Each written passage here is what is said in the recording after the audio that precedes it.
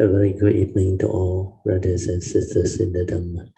So today is the 10th March 2022, Thursday class. We will be continuing our sharing from this book, the wonderful Dharma Lotus Sutra,妙法蓮華經. We are at page 264. Just relax body and mind, and we can have our usual half an hour of awareness-based meditation. We are often like, you can proceed with your awareness-based meditation, half an hour. As usual, the four support. The first three, relax, maintain awareness. Then the third one is maintain awareness for as long as you can. Theoretically, it's 24 hours. Initially, it's just during your waking moment, maintain awareness. Then later on, you can even go into your resting moment or sleeping moment so that you can complete the full training of going through the 24-hour awareness type of training. But to do that is not easy. Initially, if you can maintain mindfulness throughout your waking moment is already very good. Then when you are skillful, you are already quite good at training your mind to be aware. Then during that time, you can go into your resting moment, maintain awareness, and even when you want to go to sleep, you can maintain awareness within. You can give it a try. Okay. So the last support is trust. Trust your nature to do the meditation.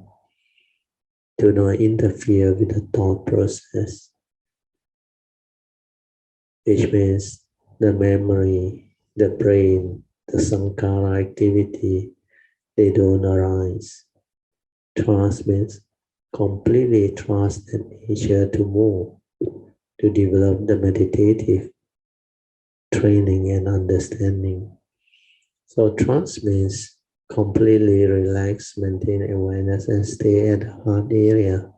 Then let that silent mind locate that nature's gateway. Initially, when you train your mind to be aware, you don't have to locate the gateway to your nature. The gateway to your nature is somewhere around your heart area. So that one, you need to locate them later. But these are more for higher practices. If you want to go the Bodhisattva way, you may have to do it. Otherwise, the sainthood way, you just, based on the first three support, is already enough. Okay, so now I will set the alarm, 30 minutes. You can continue your awareness-based meditation. For those who are already skillful, you can straight away develop the fourth support. Allow the mind to be and trust that nature to move, to develop the awareness within and the gateway to go in. Okay.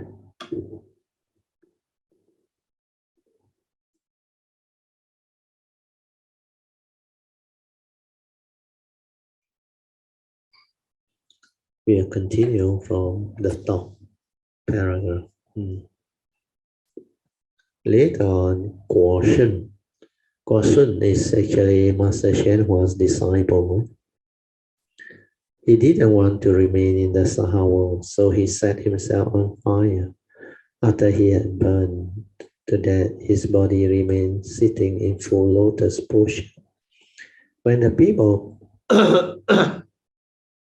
went to examine him, they reached out and touched his body, and it crumbled into ash. This proved that he has samadhi power.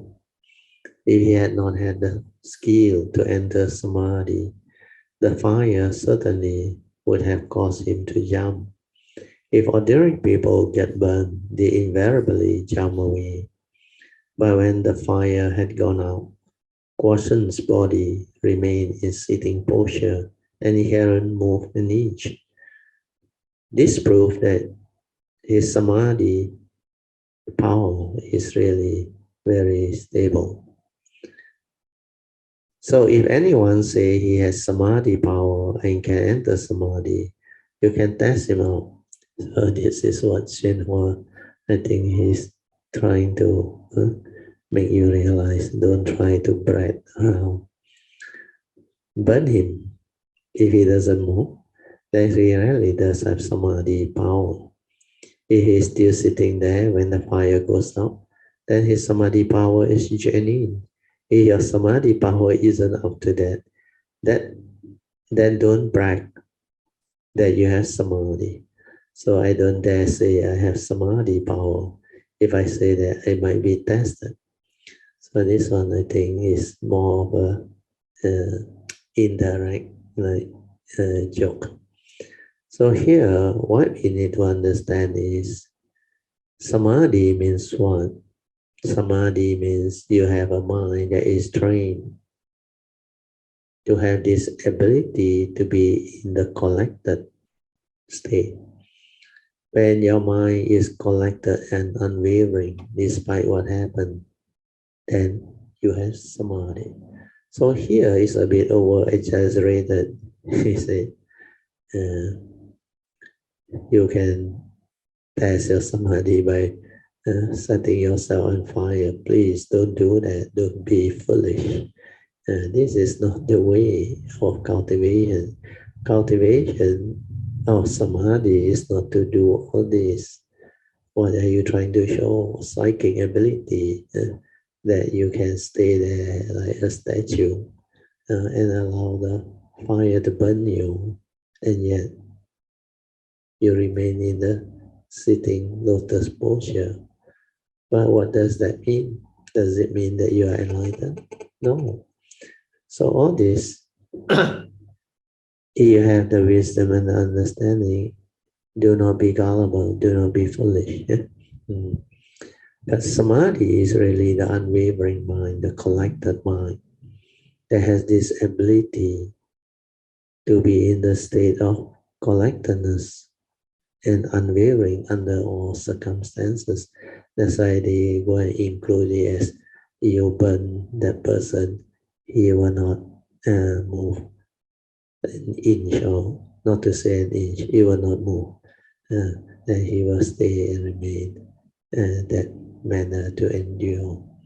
But actually, this is not the case. Samadhi is to develop the mind that is unwavering. But elements are different. You subject them to fire, you will burn.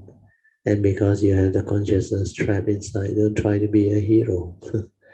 That's why finally Shenhua jokingly say, I dare not say that I have samadhi power, because otherwise I might be tested. So this is for sharing. The Sangha will include the three periods of time, past, present, and future,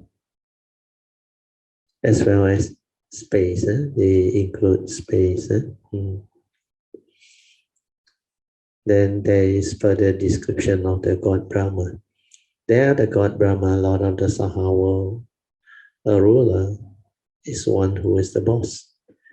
The God Brahma is the ruler of the great Brahma heaven,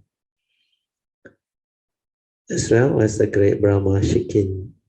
Shikin is Sanskrit, which means crown, curl, because his head is covered with curl. And the great Brahma brilliance, there is another name, a god named Brilliant, and others, more of them each with their retinue, 12,000 gods in all, more on the 3 and 8 type of suffering, which Mahayana like to divide suffering into the 3 suffering and the 8 type of suffering. Before we continue with the three suffering, maybe I explain a bit regarding the Brahmarine. We have this Brahma called Mahabrahma, the great Brahma. So he foolishly thinks that he is the creator God, because he realized he lived very long. Then when the lower line get destroyed by the elements, sometimes it's destroyed by the fire element, then the water element, then the wind element. And every time when the fire element, water element, or wind element, they burn, they wipe out all the lower line until the Mahabrahma line. Then at the Brahma line, he realized everything starts to form again. So he thought he was the creator God. That's why he's called the great Brahma, Mahabrahma. But later on in the Jataka story, it seems Sakyamuni Buddha, he knew the great Mahabrahma. It's time for him to understand all this so that he will not be trapped within the Brahma line. So Sakyamuni Buddha went and met out him. There's a sutta on it. If you are interested, you can read about it. Then they had very good exchange of Dhamma. But Mahabrahma don't understand. He still believes he is the creator. Then the Buddha told him, no, you actually have fallen from the highest Arupa line. They call it the rhyme of neither perception nor non-perception. You have reached that state of meditative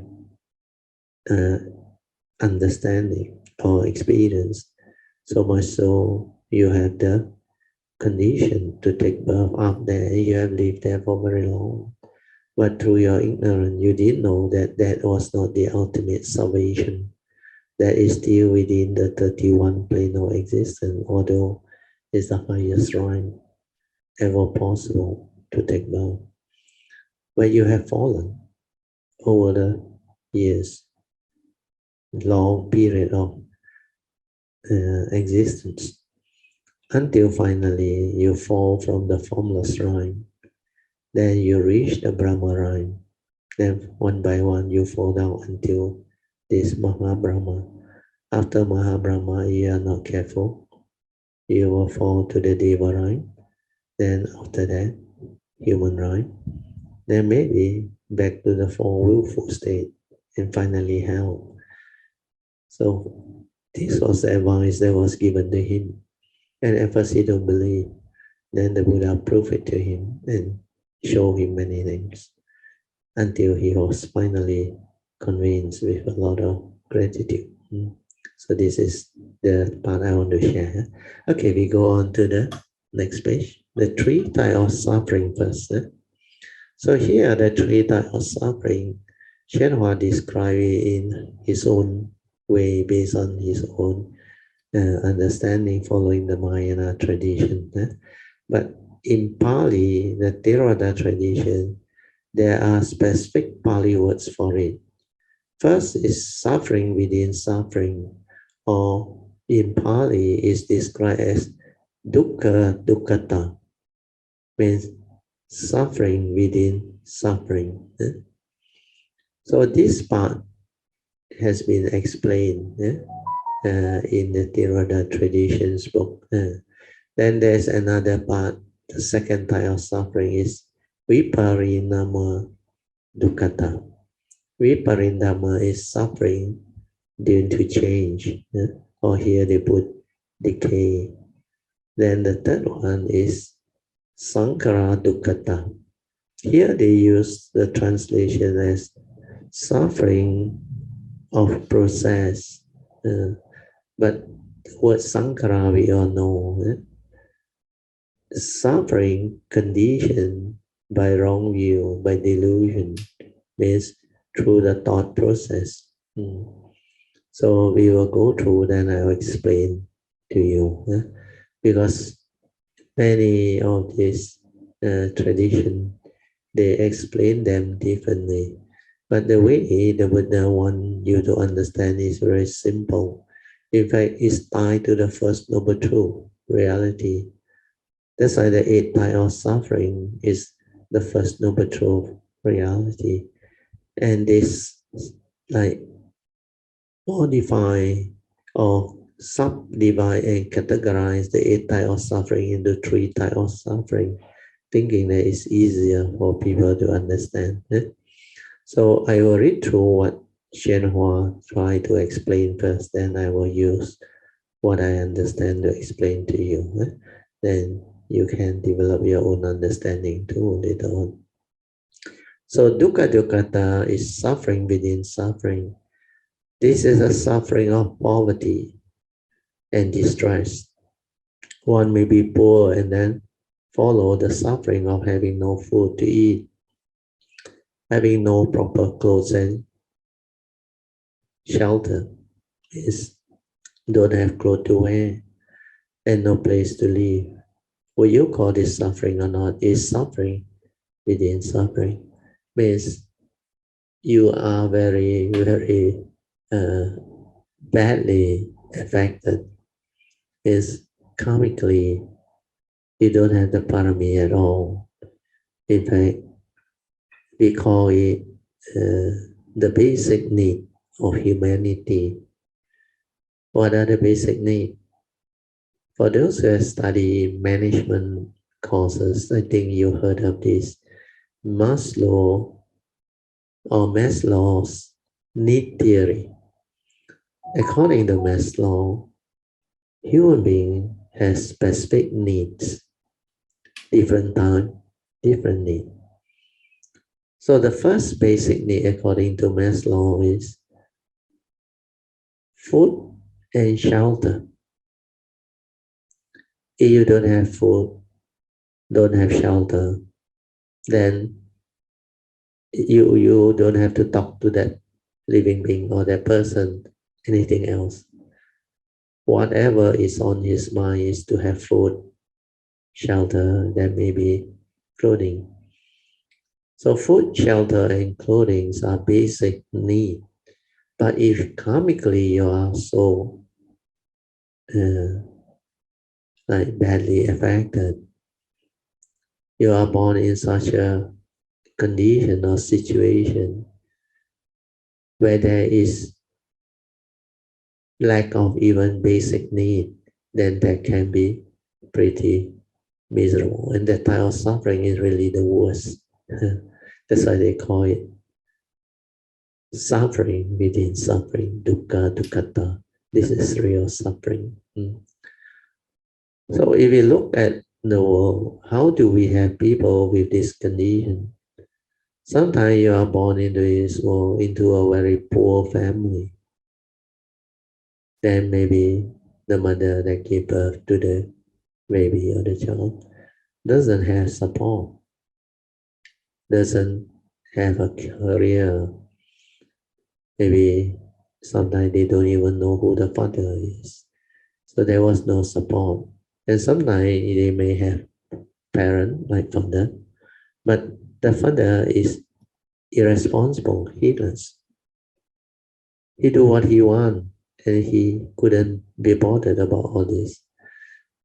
So after that, when the child is born, he was neglected.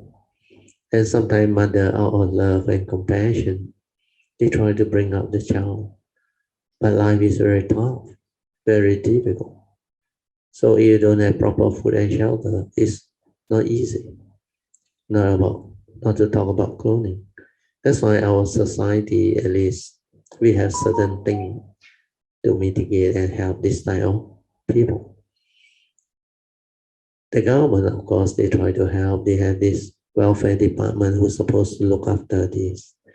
But as we know, not all welfare department really know how to do this type of work.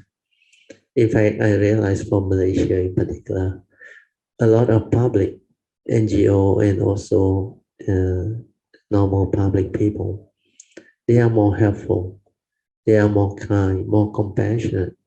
So now with the social media, everything, if there is a need, there is a lot of people who are willing to help in the form of materialistic offering or giving, or some form of arrangement, like we have witnessed in the recent flood. Then Rayat, Jaga Rayat. So a lot of these things you can witness. The donation, the generosity has been coming, and a lot of people are trying their very best to help.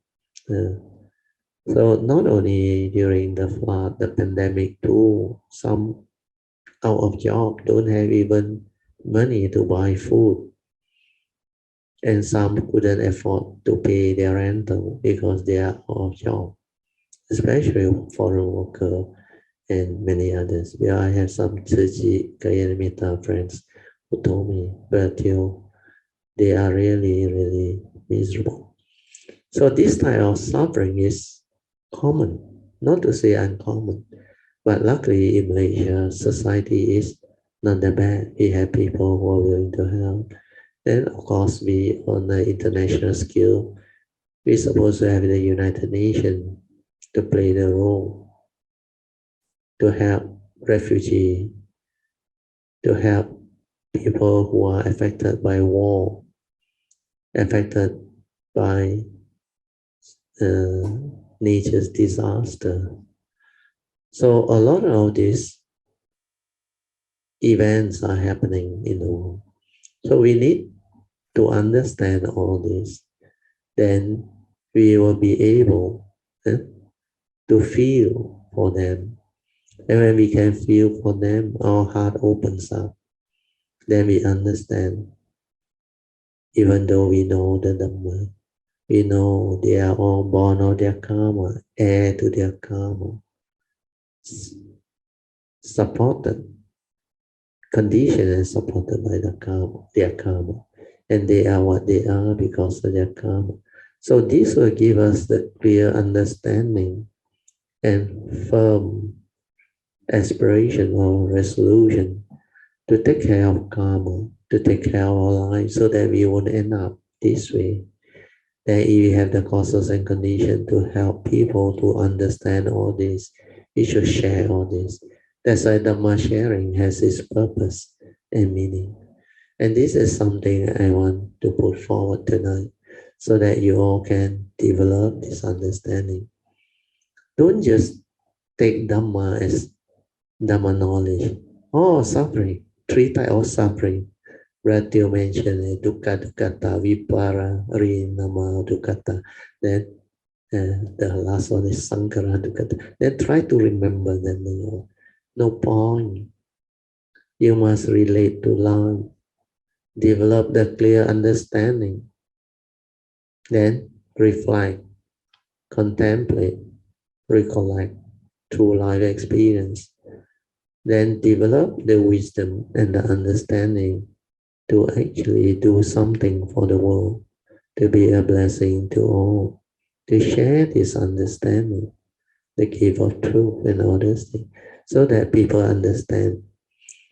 So that part is based on what Shenhua has described under Mahayana, which is quite a good fit into the sharing. But the way I understand it on a wider scope is, you see, under the 8 types of suffering that the Buddha proclaimed under the first noble truth, the first one is birth, old age, sickness, and death is suffering. So suffering within suffering, dukkha, dukkata, is, to me, is more of the physical suffering conditioned by the consciousness trapped within the form. So suffering of form and mind, because our consciousness is trapped inside. So when it's trapped inside, you will experience birth, old age, sickness, and death. These are the phases of life that humanity will go through. So if you have lived life long enough, like most of us who are above 60s, some are above 70s, certain Kayamita are above 80. So we have a very good range. But the younger one, not that many. There are some 20 something, 30 something. So if you were to look into life, maybe the younger one may not experience so much as far as decay is concerned, old age, sickness, and death. But sickness, I think, regardless of age, most people must have confronted and heard before. Yeah, they have seen their parents, their grandparents, and other people. Then how people suffer when they confront this without understanding. So the consciousness trapped inside, you got no choice. When you are born poor, within a situation where severe poverty, like what is described, when the basic needs are not there. So basic need is food, clothing, and shelter. Without food, without clothing, without shelter, how are you going to survive? It's not easy. That's why that type of suffering are very severe. Then the other one is the suffering of birth. There are many things related to birth. Not all births are perfect. Happy-go-lucky, smooth sailing. A lot of birth may have complication. So when there is complication, then birth may not be a straightforward thing, like what I used to describe in the past. People may face dilemma at birth. Sometimes the birth is very difficult, complicated. Like the doctor may say, after the X-ray or all those things, they will inform the parents. He said, you have to decide either to save the mother or to save the child. Oh, that really is traumatic, real dilemma. Because sometimes the complication is such, you can't save both. But now with medical science, I think things has become much better. So even complicated birth that needs cesarean, not the head to come out first, the leg and the hand. So that one through cesarean, they can take it out. But cesarean is limited to, I was to maximum 2 birth forward. After that, it's dangerous to the mother and all this. So that is what life and existence is all about. Then of course, disease. We can understand even as a child when they are born. Sometimes they are born defect. Sometimes they are born with what they call jaundice, which is quite common. But jaundice is not so bad. They put you under UV light or ask you to take home and exposed to the sunlight and all those things during the morning, and then the baby will recover. But for people who don't know, it can be quite difficult and traumatic. So birth, old age, going through old age, like most of us who are already 60 plus, 70 plus, especially 70 plus onward to 80 plus, I think you will understand what aging is like and what disease and sickness is like. They really condition suffering because the consciousness is trapped inside. You got no choice. That form and mind is connected to you karmically. So you don't have the Dharma, you cannot endure, you will complain. And you will feel the suffering of form. That's why they call it dukkha within the form. Where consciousness is trapped inside. So to me, dukkha dukkata is any suffering that is related to this form because the consciousness is trapped inside. Of course, there are situation where poverty or those things, war, riot, all things, that type of suffering is really traumatic, very traumatic, and much more severe than ordinary birth, old age, sickness, and of course death is mental agony. So this is how I understand it. Dukkha dukkata is because the consciousness trapped inside, you got no way out. Without the Dhamma, you will suffer. That's why I prefer to say suffering within the form. Then the other thing is, like the Buddha said, when you have physical suffering, like accident, disease, or you have a tumor or cut or what, physically, you already suffer. But you go and create wrong thought. You attach to it. You worry about it. You create fear, worry, anxiety, and develop further suffering, which is mental suffering. Like the Buddha used to advise the monks and the devotee. He said, when your body is sick, do not allow your mind also to be sick. That one is a very beautiful advice, very meaningful. So always remember that when you are enduring the First Noble Truth reality, especially birth, old age, sickness, and death, develop this understanding. Because when you already have physical problem because consciousness trapped inside, you need to endure. Otherwise, you become miserable.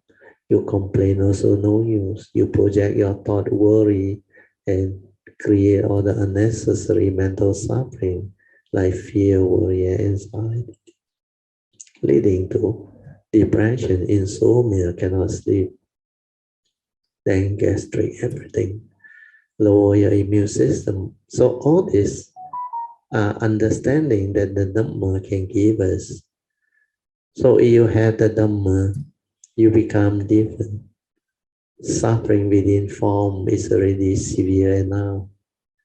Like the Buddha said, when the body is sick, do not allow our mind also to be sick.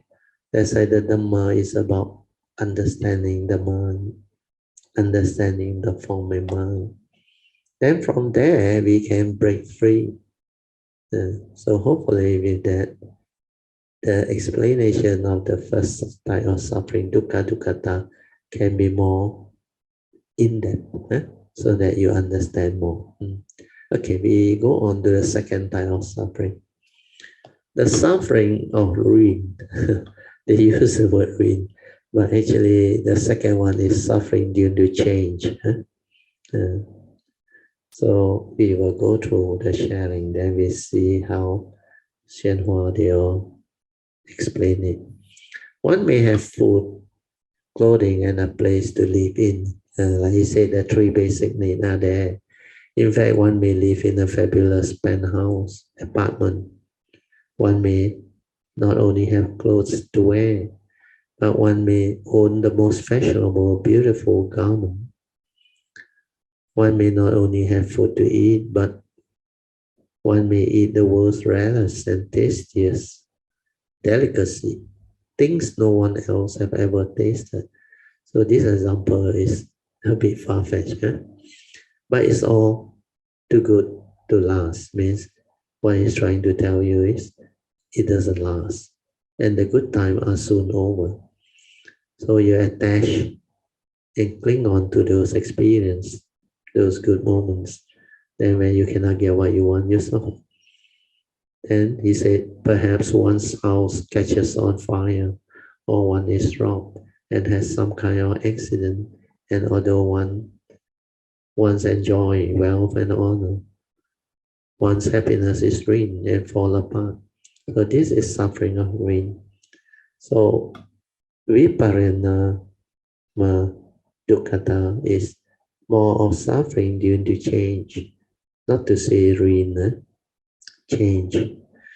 Because there were many examples where you have lived life long enough. I remember there was one incident. I got a very close classmate. I explained my understanding now. I got a very close classmate, university classmate. He is very wealthy, very rich, successful, and have some title too. So life was good. Everything was good. He reached very high career profile. He became the managing director of main board listed companies. Then he retired after that. So what happened was, as he has the good life only, then he started to age. Then after his retirement, somehow one day, he had this terrible backache. Then he realized he can't move. Then it was a spinal problem. Vertebra, don't know what spinal problem. Then he went to the hospital, consult a specialist. So he undergo 3 types of operation. The third one only successful. The first 2 was not successful. You know, when I visited him, he told me, he said, really, this one wake him up. He said, with all the money he has, it doesn't mean anything at all.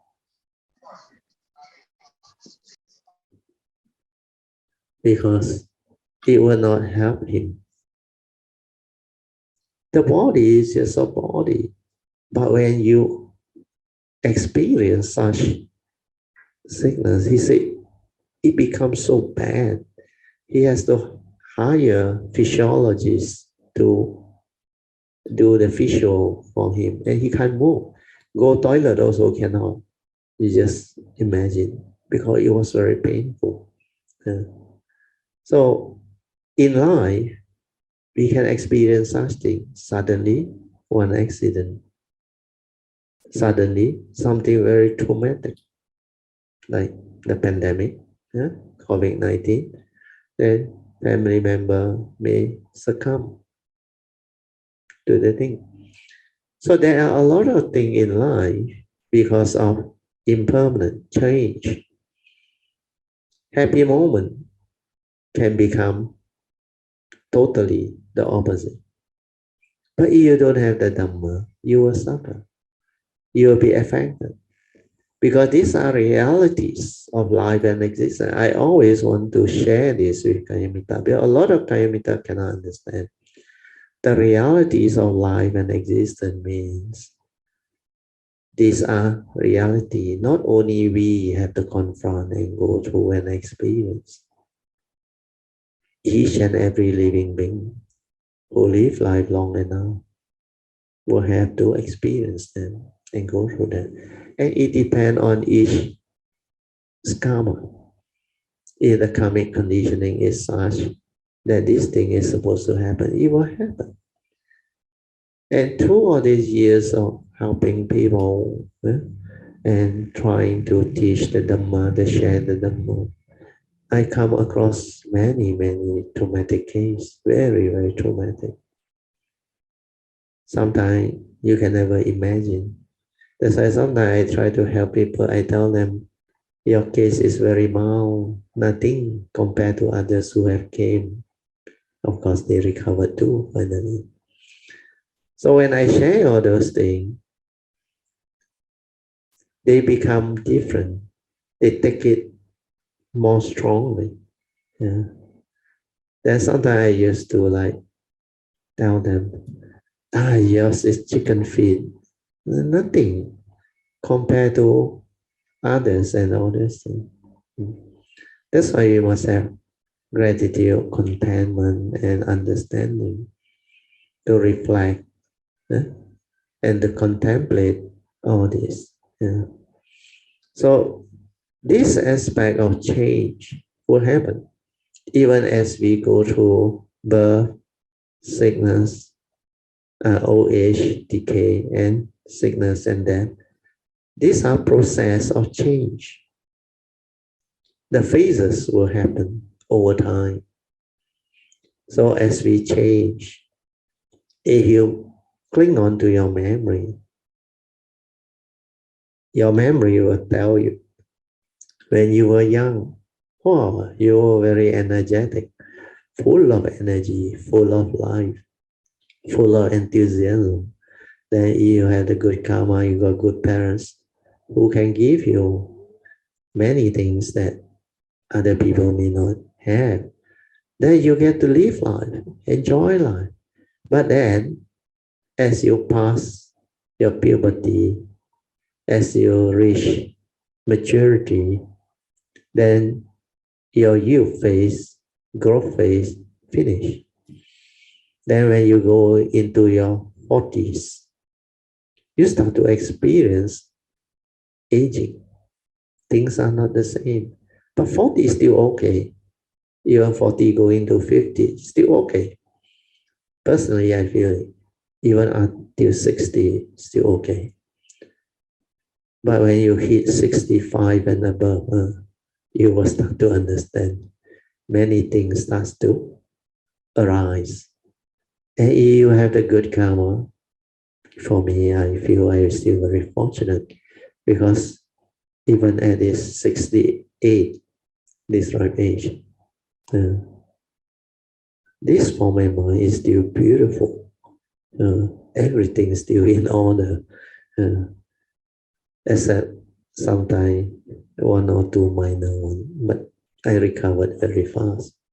And these are not serious at all. Then blood test wise, organ wise, health wise, still very good. Although my family history, I had type 2 diabetic. Our family, everybody has. But it's not a problem, because nowadays there are medication to take and understanding to mitigate all this. So it's not an issue at all. That's why I feel blessed. They are taking care of karma. Karma take care of me. And the understanding helped me a lot. So I felt like very blessed, even at this age, able to do all this sharing and fully live life with the understanding and the good karmic condition. But not all people are so fortunate. Most people have a lot of issue already. Sometimes at the age of 20-something, 30-something, people have problems. Then, of course, 40-something, 50-something, even 60s. A lot of people have issue and problem, and some, they already gone. Like some of my classmates, they already passed away. Quite a number of them. I think with a quick count is coming to 20 of them. Although our class is only about 200 or 200 plus a bit engineering student my year, MU. And 20 is about 10%, which is quite a high figure. 1 in 10 has already passed away. So as we move into the 70s, we will hit the average lifespan of a male, 75. So which means, according to statistics, we call it a normal distribution curve. I think half supposed to be gone. So it's not easy. Then those who live until maybe very long life, way above the average, are the less than 5%, I think. They're 2.5, the 95% interval. And the bulk of it is in the middle, the middle section. That's why it's called a bell curve. So if you can live until the average age and beyond, means it's a bonus. Means you should thank your good karma, the blessings and all those things. So these are the Dhamma which we need to understand.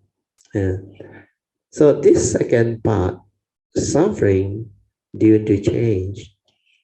We need to understand we live in a conditioned world. A conditioned world that is subject to the law of nature. That's why the Buddha said the conditioned world has these three universal characteristics. Every phenomena that arises, every condition that arises, they have these universal characteristics of impermanence. Everything changes. Everything is in a state of flux, dependent originating, condition arising, cause of phenomenon. So understand this deeply. When you understand this, you can break free from this type of suffering. Viparinama dukkha. Suffering occurring due to change, due to transformation. Because as we experience life, we experience great change and transformation. Even during the last 7 decades, coming to 7 decades, I have witnessed a lot of things. In the 50s, I was born. Life was still very backward. Then when I hit the year 1960, I went to school. I was in standard 1. Of course, no kindergarten, nothing that time. The era was different. Hardly heard of kindergarten. You got school to go, you're already lucky. You got the basic need, you're already lucky. My parents came from China, but my father was very good, very responsible. He took care of the family. He sacrificed a lot together with my mother. Took care of us, sacrificed for us, and brought us up. 9 of us, not easy.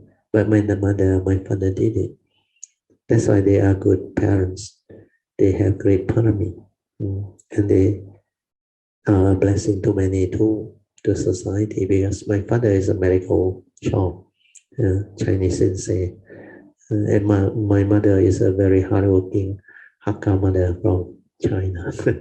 She really very strong, very determined to bring up the family.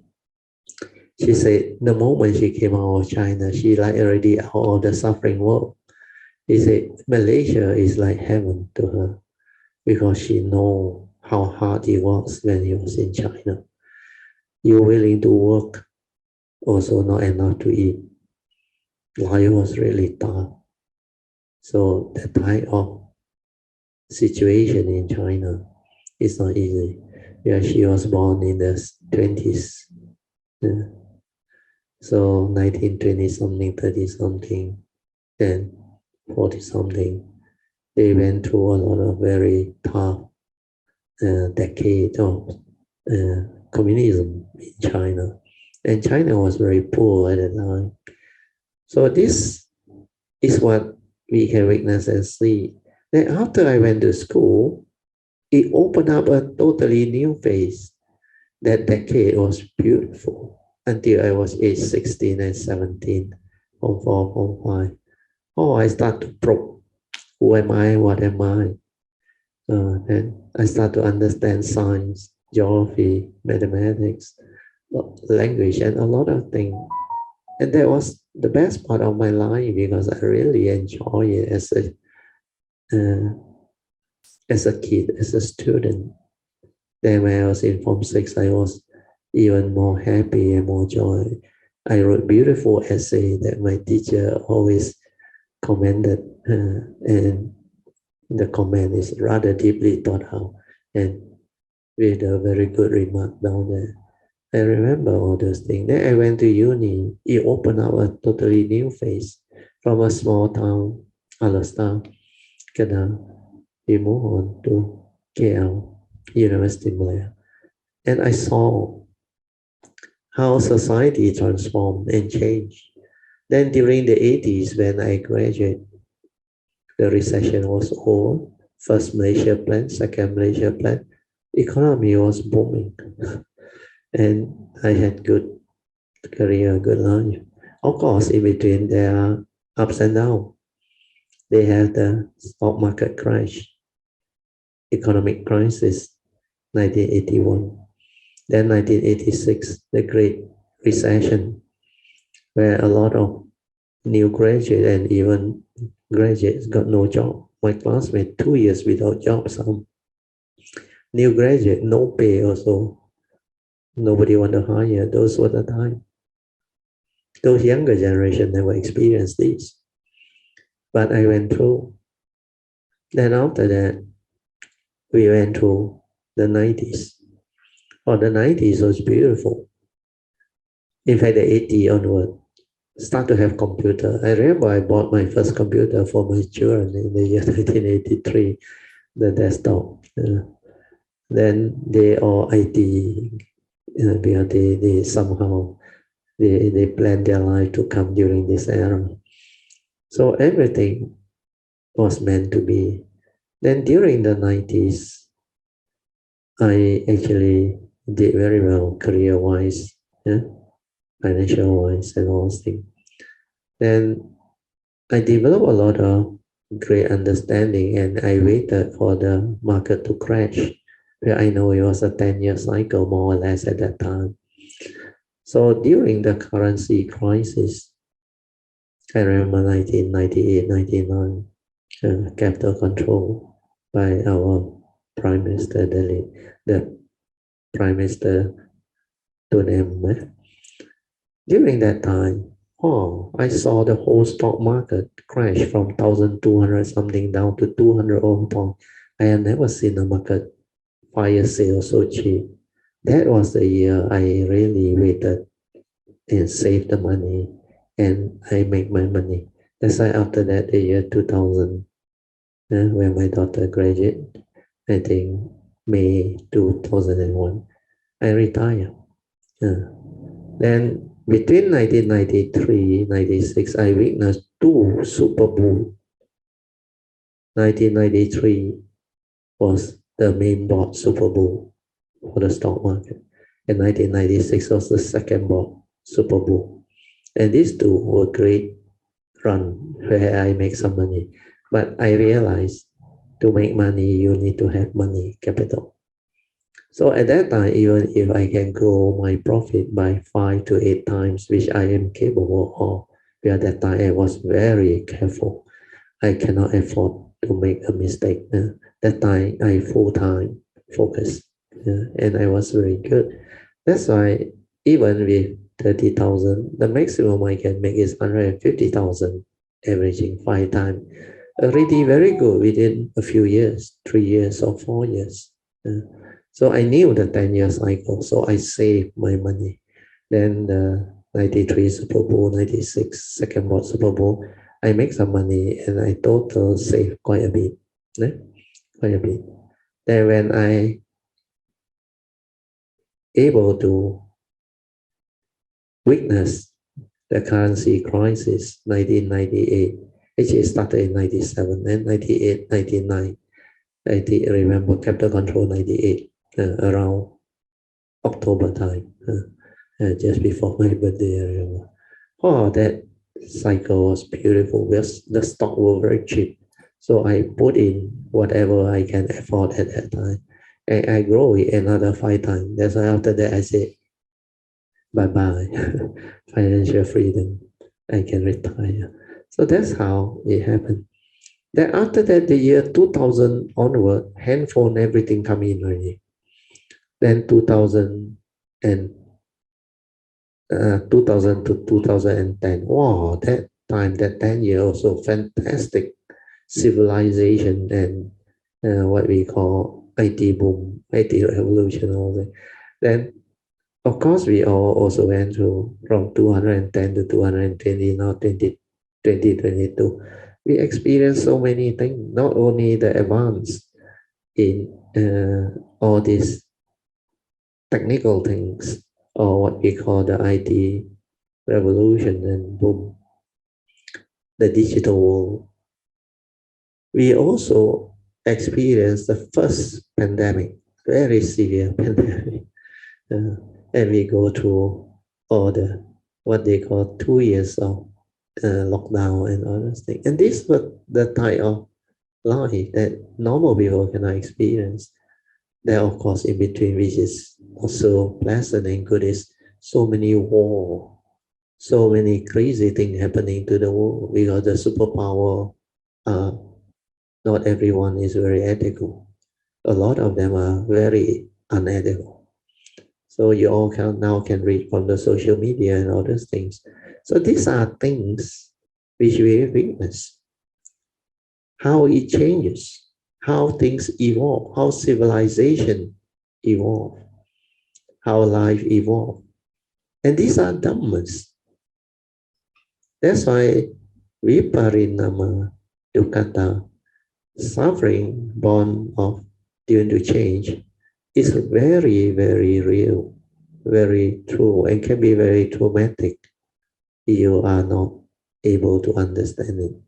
Because when currency crisis come, or economic crisis come, or nature's disaster come, so the first noble truth reality, separation from loved one and prized possession, your wealth, your property, your whatever.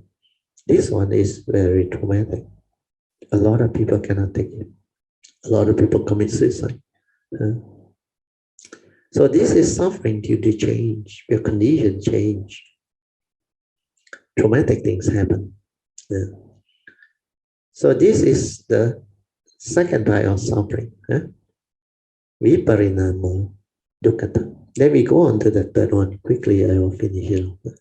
The third one is the suffering of process, which Shenhua call process, but actually the Pali word is sankhara dukkha.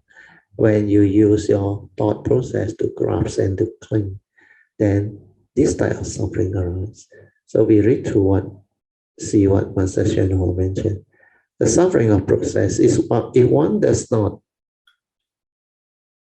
But here, okay, I better read here. We're slightly different. If one does not undergo the suffering within suffering, or the suffering due to decay of wealth and honor, one must still undergo the suffering of process. And that is how they explain it. From youth to the prime of life, and from the prime of life to old age, from old age to sickness, and sickness to death, in every thought that is shifting and changing. Here he tie into the thought, sankhara, which is correct. Like the wave on water which follow one another without cease. No one can avoid the process of aging which continue unceasingly. This is a suffering of process. Okay, we stop here. Then I will explain my version. Okay. You see, sankhara dukkha, as the word Pali word sankhara means suffering that arises through sankhara activity, through wrong view, through sakaditi, through wrong thought.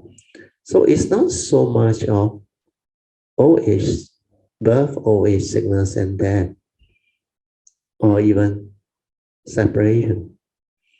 It's more of the 6, 7, and the 8 type of reality. What is the 6th reality? When we are with people whom we don't like, when we are not able to be at peace with people whom we don't like. So this can be mother-in-law, or difficult bosses, or when you are in the school, you meet up with bullies, gangsterism and all those things, even loan shark, the activity, all those things, even robber, kidnappers and all those things. So all this, when it happens, is very traumatic. Then normal human being will go and worry about it, develop the fear, the panic, the sadness, the sorrow, the phobia, all those things. And this can cause great suffering because mental activity, sankhara, you attach, you cling, you hold, you grasp without understanding. Then the 7th reality is when things don't go your way, when your expectations in life are not met, when when you cannot get what you want, again, you go and worry about, you complain. So these are mental activity that created suffering. You can understand that these are reality, that suffering need not be. Why must there be suffering? Because these are reality. Understand it, then move on. So because of the lack of understanding, the lack of Dhamma, it will lead to all this. Then the final summary, the number 8. In short, the Buddha summarized all of dukkha or suffering as the 5 grasping aggregate. He said, in short, it is due to one Sakaya Ditti, self-delusion, that condition one to grab onto the 5 aggregate of form and mind that I call dukkha. So this is upadana khandhas. So when you have meditated deep into it, develop the understanding of it, you will come to know all these are due to mental activity, sankhara. How does grasping arise? Through your thought process, through your mental state. That's why this is how I explain the 3 types of suffering: dukkha dukkhata, viparina nama dukkhata, then the last one is sankhara dukkhata. So hopefully with this, you can understand it better. It's more elaborate, more complete. And this is why I believe you can develop better understanding. Because for the Buddha, as far as I understand, he is not interested in breaking it down. Because the 8 realities are very complete and very comprehensive. And when you understand them, you will come to know that these are realities of life and existence. All of life has to experience all this. That's why the 8 conditions, the 8 reality, they cover all of life. So understanding this is very important because it will lead to the understanding of life. And when you understand life, you will understand the secret of life. Then you will know how to live life. And this is the most beautiful understanding and message that humanity must have. If you don't have this, you will suffer. You will become afflicted. You will become miserable. So this is the part that I want to share. Okay, so 9:48, we will continue. But before I open up for reporting of meditation or Q&A, I like to thank Brother Hsuan, Sister Pamasri, and Brother Teo for bringing over the mic, the amplifier, portable amplifier for me to use as spare, just in case, like the last session, last Tuesday, we don't have the mic. So I was told the recording was not so good. Especially Q&A session, my daughter told me not so clear. Then Pamasri also say not so clear. With the mic is a lot better. With the mic, I can stay further away back and do what I want to. Otherwise, I have to keep myself near the computer, nearer to the mic where the voice can go in. But not too bad. At least it's a good experience for us to try out, just in case in future any of these things occur, we have a backup. Okay, so today is very good. This unit is very good. So just now towards the 9:30 or so, I think there was some small sound. My daughter tried to fix it, but personally, I said, no need, it will go away, and really go away. So we should really rejoice. Thanks, Hsuan, Brother Hsuan, and Brother Teo and Pamasri for taking the time off to deliver us the unit. Okay, let us rejoice. Sadhu, sadhu, sadhu.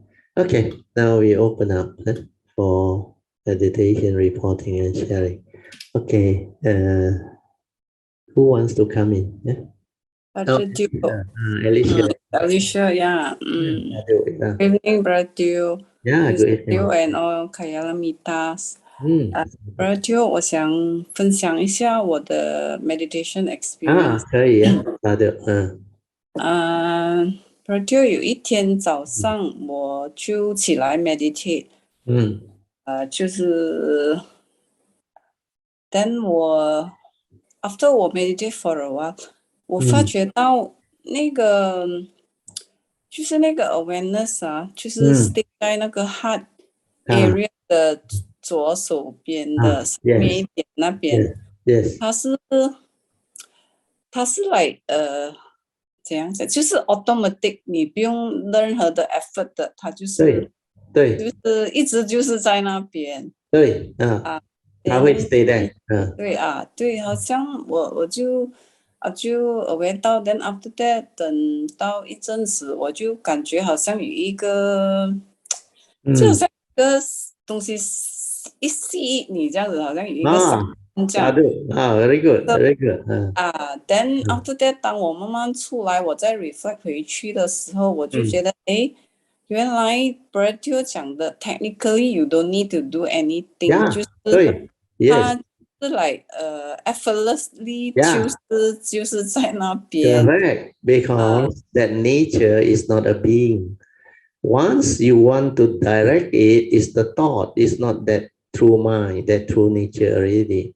That's why that true nature is without entity. The unconditioned is just that nature, is that nature, and that nature will know how to move and develop the movement, the transformation, the understanding, everything. That's why awareness-based meditation is very different from thought-based meditation, but it doesn't involve the thought at all. It is the direct awareness, that nature within, that create the movement and the understanding. That's why this style of meditation is very, very rare, and you can't find. Very few people can do that. Sadhu to you, very good, Alicia. 是的 ，Brett，因为 through 这个我 develop 这个 understanding， 就是如果那个是有一个 effort 在那边的，就不是真正的，因为他之后过了几天，我又有一个 experience， 就是告诉我，那个东西就是 like 你当你 direct 你的 thought 要去知道的时候，它就是。How can you understand something which is beyond thought？ 就是它就是马上给你一个 understanding， 去 manifest 给你去 understand 那个东西是 beyond thought 的。当你知道的时候它就不是那个东西来的。所以这两个的 experience 让我 develop understanding。Sadhu， 很好。That's why I will have to rejoice and explain a bit further. That's why 这个 meditative understanding, which is awareness based, 你是用那个 silent mind 给他自己 move, so you need to realize it. So it's not a thought. Is the awareness that is aware of the totality of movement and the understanding of what is happening within the moment, the reality. So when you realize, then the understanding is already there.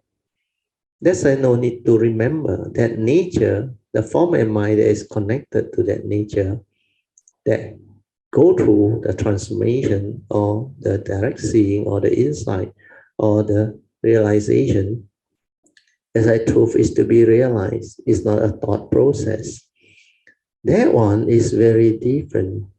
Then after the form and mind has gone through that process of that silent mind experiencing all this with the awakening, or what we call the realization that comes with that meditative awareness, then that form and mind, after it come out, like what you have gone through, you can reflect and contemplate.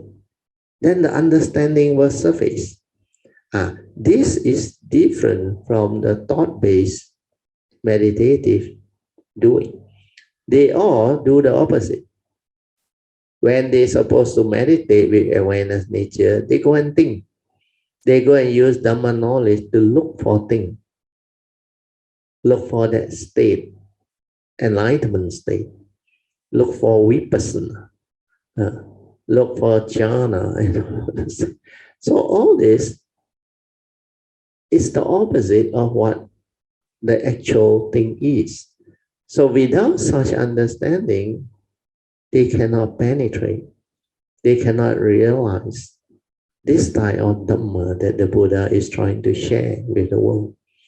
That's why this Dhamma is akaliko, beyond thought, beyond time. You cannot approach it from the thought process. That's why thought-based meditation can never bring about transformation. You need to stabilize the awareness. And for your case, you can do it because you have done it very well. The stability of it also. That's why it's very easy for those who have done it to go through those understanding.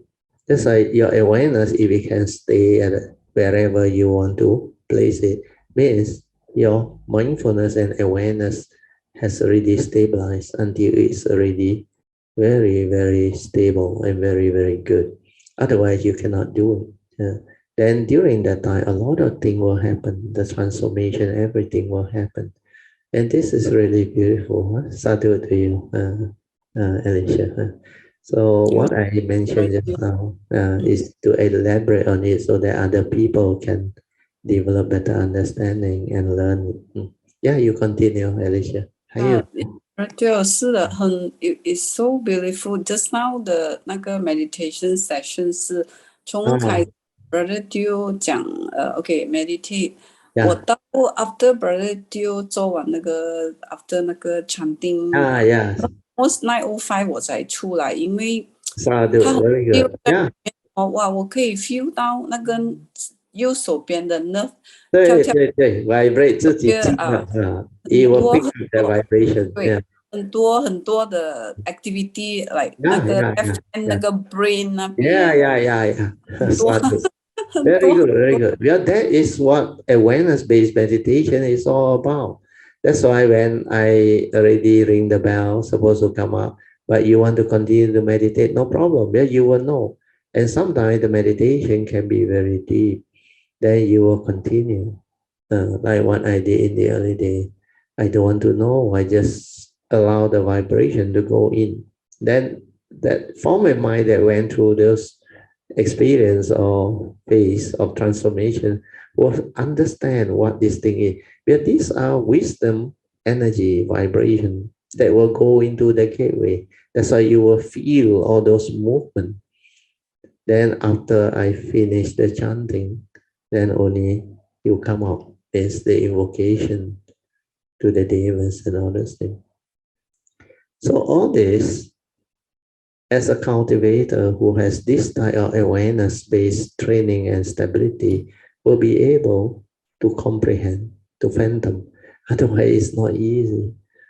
So this type of sharing is very good, but only for the serious cultivator who has gone through this process or about to go through this process. Sadhu, my nature rejoice. 很好。Alicia. Sadhu Brother Teo。其实我觉得 with 这个 mind 的 training 是非常非常好，因为 Brother Teo 有在 retreat 也讲过，我们的心就好像一片田这样，要去跟。就那天我读到一个文章讲说，我们要跟这个心的田呢，还有那个禅师就是 meditator， 禅师就是跟无心田。对，哇，very beautiful description。对，他的哇，我 I was like 无心田 so beautiful。 That's why only the cultivator who has gone through the awareness base can understand what is no thought, 无心田。This is very beautiful. Other people cannot appreciate. They read through. What is this? No thought. 无形天，无形的境界。Yeah, you can continue. Yeah, Brother. 所以对我来讲，这个 training 是非常重要，因为 without 这个 training 我们真的是好像 Brother 讲的很多 suffering， 因为我已经过去。对呀，你经过吗？对，因为在之前我没有去 Brother 那边上课，我的 life 就是当我听到一句不喜欢的话，我就生气。对呀。当我 encounter something that unhappy or whatever， 就是不顺心的啦，就是你对，哇，你就不顺眼不顺心啊。对，所以真的很重要对我来讲，所以我会很珍惜的这个去学习去走。How you progress？ 对，佛法的奥妙就是这个。真的很奥妙，真的是。Beyond 我可以分登的很多东西，因为有时候在 meditation 的时候，我发觉到那个 awareness like 那个怎样讲，它好像会 expand 这样对，它会 expand into the oneness nature。很多的东西让我们。很多那个 experience and 境界 that normal people cannot experience one because the awareness nature is very different. That's why I say there are so much more things to understand and to explore. Yeah, this is beyond thought, beyond mind. That's why it's so amazing. And the main river is Ao Miao, so amazing. Beyond the wildest dream. For people who have gone through, they know this is rare indeed, and very few people cultivated in this world can have those understanding. Sadhu, very good, Alicia. 是的 Brother 真的很多的 gratitude， 因为是感觉上佛菩萨一直在的加持我，一直给我那个机会去学习，因为每一个 moment 每一个刹那都很多人给我去学习，好像所有的 experience 我学到都是来 guide 我，给我去学。对So that in future 我可以把这个，因为可以把这个学给众生，所以给众生所以我感恩 Brother， 也很感恩 Brother 在guide我们。Sadhu Brother， Sadhu。我也不知道在讲什么了，所以maybe Brother 可以叫 another person share 吗？可以啊。Hi Brother, good evening. Good evening, yes, Sadhu. Yeah. Good evening, Mr. Steele and all Kalamitas. Yes. Okay. I think today's subject was about suffering, right? Dukkha. I came in rather late, so I only heard about the last one. Okay. You go back and listen. It's very beautiful today. About the Sankara Dukkha, right? Suffering due to Sankara activity through delusion, Sakkayaditi, ignorance, creating wrong thought and all those things. Yeah, Brother, that one I know very well. You sure can understand. You have seen it. Looking back, it's like a large part of my life that is suffering from that. How to say being so heedless for a large part of my life.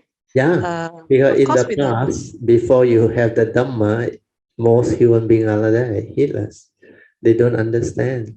Then later on, after you have understood the Dhamma, you look back, that's really joy.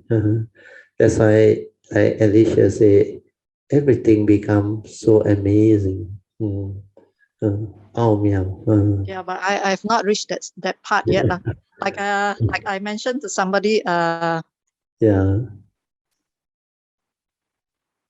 We can't hear you, PJ. What happened? Yeah, I know the line keep breaking off. Oh, okay. Now it's okay. Can hear you now. Okay. Okay. I may want to discuss a little bit of what my past is about. Good. And hopefully I can help maybe people to understand.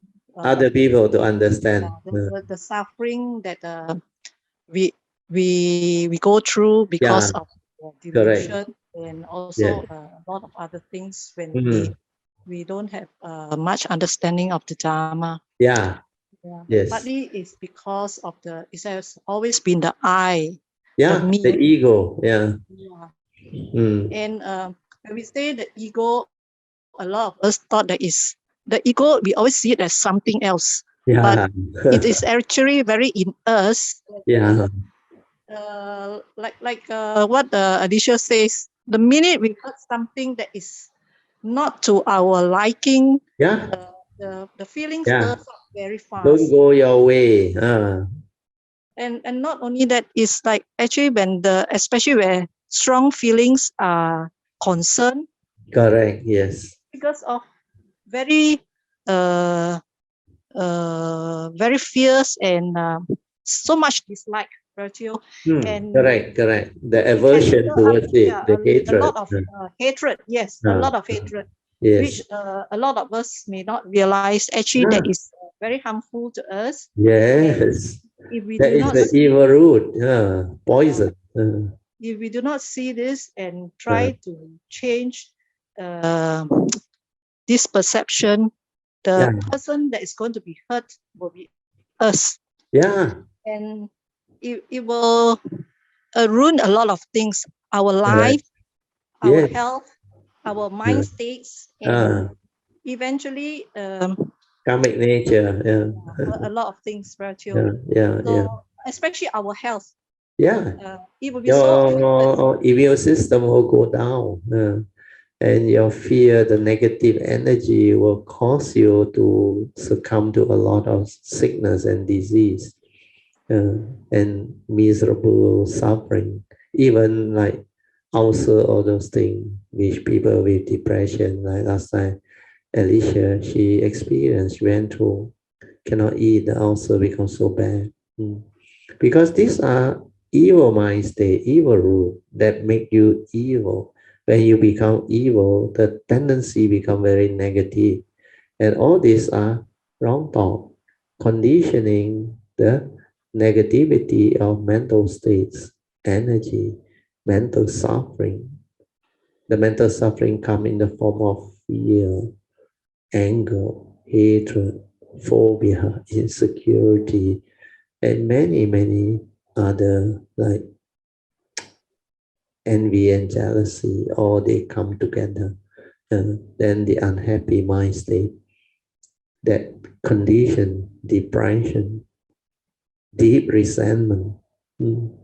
That's why they use the word, they end up become very sorrowful. Sorrow, then you lament. That's why sorrow and lamentation, these two mind states, they come together in people who are unhappy, who have a lot of suffering. Until they develop those cocoon of very strong negative thought, they cannot come out of it. Which is very true. What you are trying to share is very good, PJ. You continue, so hopefully those of us who have who are learning the Dharma will see this and make a very strong effort to overcome this. To root it out and reverse all these things. But this is not Noble Eightfold Path. This is all the wrong thought. No more right thought, where you lack right view. So the views are wrong. The whole Noble Eightfold Path fall apart. And wrong thought are thought that condition our fear, worry, anxiety, sorrow, lamentation, insecurity, phobia, everything. Sorrow and lamentation. So all these are wrong thought. That's why the Buddha, under the teaching, he said, we must cultivate Noble Eightfold Path. We must have the embodiment of Noble Eightfold Path, which is right view leading to right thought. That's why we have to contemplate deep into the three right view to understand how to arise right thought. Without the three right view, you can never arise the right thought. And the right thought is so beautiful. Thought of wholesomeness, pleasantness, goodness, kindness, generosity, sincerity, gratitude, respect, all the beautiful thoughts, the virtue that we can have, the love, the compassion. And these are all very beautiful Dhamma. That's why Noble Eightfold Path is the path that will lead to the end of all suffering, nothing else. Not all the concentration, the thought-based energy field, the jhana, the jnana, all those things. All those are words, no meaning. The real understanding is very important. When you have the understanding, you awaken, you free your mind, you liberate. And all this has got no more power over you. So to see this and to awaken to this is very important. And the best understanding is when we create evil thoughts or wrong thought that has greed, hatred, and delusion. These are major evil. That's why the Buddha called it the three evil roots. Root of all evil, make you evil, make you miserable, cause your karmic downfall, and trigger suffering in all its possibility. And it can be very, very damaging, traumatic. So all this will wake you up. Then your life, you decide. Because we, each and every one of us, we hold the key to our own life destiny. To be happy or to be miserable is entirely our choice. So choose wisely. Why do we allow suffering to arise? Does it mean that you are so heedless and so foolish, you don't know how to choose? No, because people don't understand this teaching. That's why they don't see the danger of not having this understanding to continuously arise the wrong thought, the habitual thinking, the reaction and the stirring of the mind, the like and the dislike, the hatred, the envy, the jealousy, the phobia, the insecurity, the deep resentment and all those things. These are all negativity of mind state, wrong thought, born of the evil roots. That's why without training on mindfulness, heedfulness, awareness, we cannot see all this. Then without the Dhamma, we cannot understand all this. That's why the essential Dhamma, when you understand and you are mindful, you can see, then you wake up. When you wake up, you transform. Because when you see what suffering is and the cause behind its arising, don't tell me you are still so foolish to allow it to happen to you. You know the ego is the culprit that created the Sakkaya Ditthi. Then why do you still hold on to that personality? The ego is the belief that you exist. There is a personality, there is an I, a me. This is just a vehicle and a tool, karmically conditioned for us to come to this universe, this world, conditioned world. So use it, make use of it, and do not be deluded by it. So don't go and hold on to it, cling on to it, grasp onto it, and create unnecessary misery and suffering, not only for ourselves, for the world, for humanity, for the environment, everything. So this understanding is very important. That's why the Dhamma is amazing, beautiful, wonderful. So very good. Your point you want to bring up. Pichi, sadhu to you. Yeah, Virgil, I'm not saying that it's easy to root out. Root out this, because especially when we are being attacked personally, and a lot of things are at stake, like your reputation and all this. It's not in easy real to life. Without real life situation. Without saying something or to retaliate. It is I would say quite normal to do something, but with the Dharma, hopefully we can see that there is whatever we do, we should not do it with feelings of like hatred or whatever, because that will entangle us further. Yeah, into this noble truth of dukkha. Yeah. That's why I need to explain this further so that you can understand and others can also understand. It's not to say when people confront such situation, like you say, in a public place or in real life, where you have been accused of things or people blame you or put words into your mouth and say a lot of nasty and unpleasant thing about you, maybe want to make life difficult for you. So in such situation, a lot of people become afflicted. Then they become very angry, very emotional.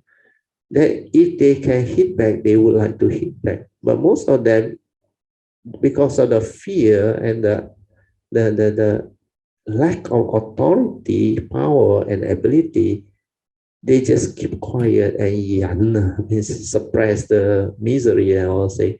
Then become very miserable way. Then they go back, they cannot sleep, insomnia, they worry about it. Especially when they have been reprimanded and scolded by their boss or people who is in charge of them and all those things. So the Dhamma is such. If you don't have the understanding, if it's not stable, you will be no different from ordinary sentient being. You will suffer, you will be afflicted, and you will become miserable. Suffering is the result. But once you have the Dhamma, the awakening, the understanding, you reflected deep enough, contemplated stable enough, then what happens is, no matter what situation, the awareness inside will understand. There is no reality. People are just the way they are. Condition like that, things will be like that. It could be karmic or whatever. Like the Buddha said, whatever arises, there are causes and conditions behind. In the past, you must have did this to people. That's why this life condition arise. You get into trouble. You become the victim. So when you have this right view, right understanding, you can be at peace. You can accept the reality. That's something that you can also apologize. I'm really sorry. I don't mean what. This is not what I mean.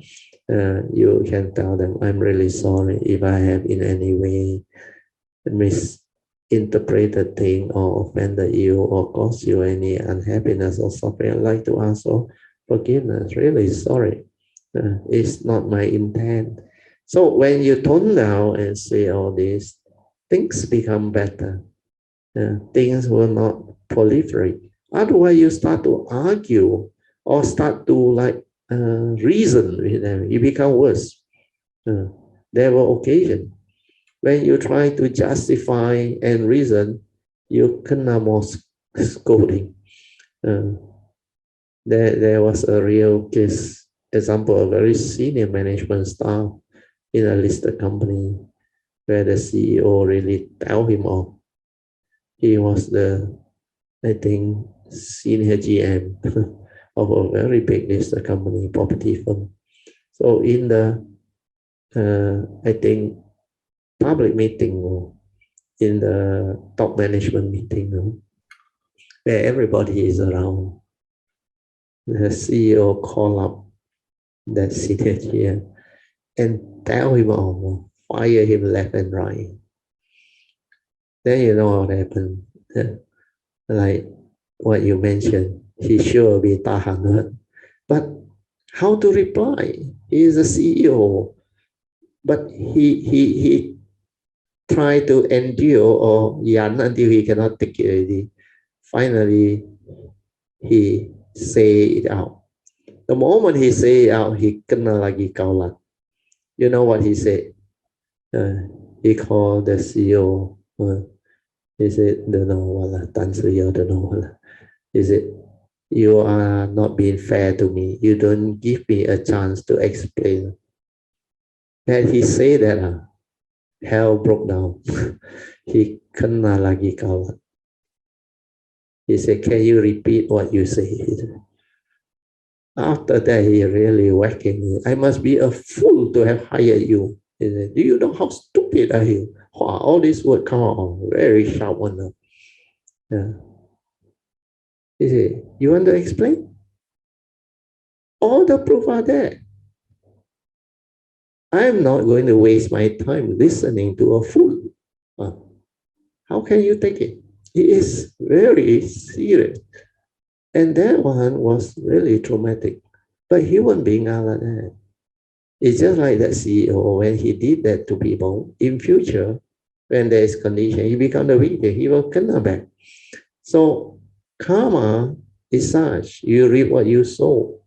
So we have to be very mindful and aware of our action, speech, and thought process. What we do come back to us. When you are in authority, you don't abuse your authority because there are coming implications. So a lot of these things, we need to apply the Dhamma to resolve it amicably. So what I want to explain to you is, PJ, when your Dhamma understanding is there, very stable, all these are possible. The mind does not stir anymore, does not waver anymore, does not get affected anymore. Then sometimes it will just know what to do. If it's not conducive to say anything or talk, just let things be and try to apply Noble Eightfold Path, right view leading to right thought condition, right speech. As I talk to people nicely, I'm really sorry if I caused you any misunderstanding, or maybe it was my mistake. I don't mean what you think I meant.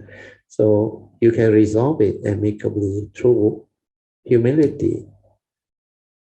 You admit your mistake and apologize and say, I'm really sorry if I caused you any misunderstanding or whatever.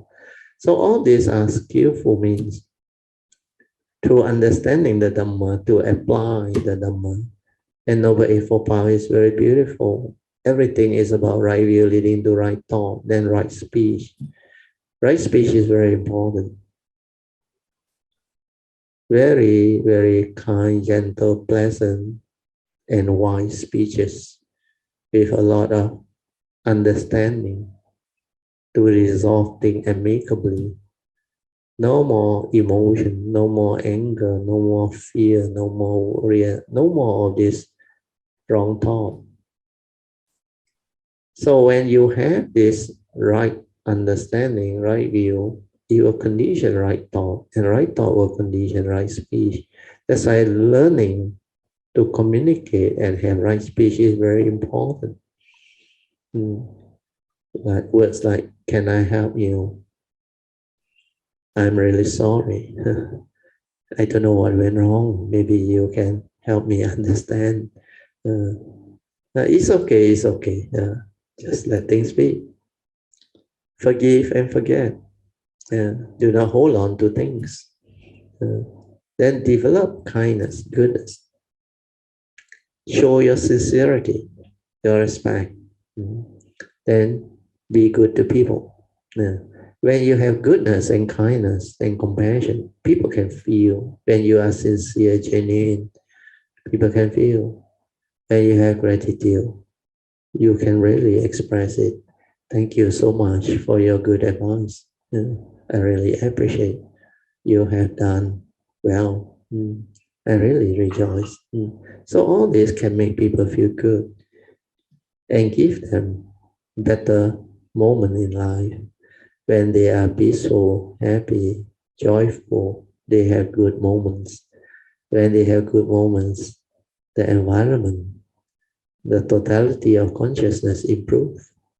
Because all this negativity of minds, they actually pollute the totality of consciousness and cause a lot of what they call evil coming energy. to trigger off nature's disaster and a lot of other things to happen. The environment is very important.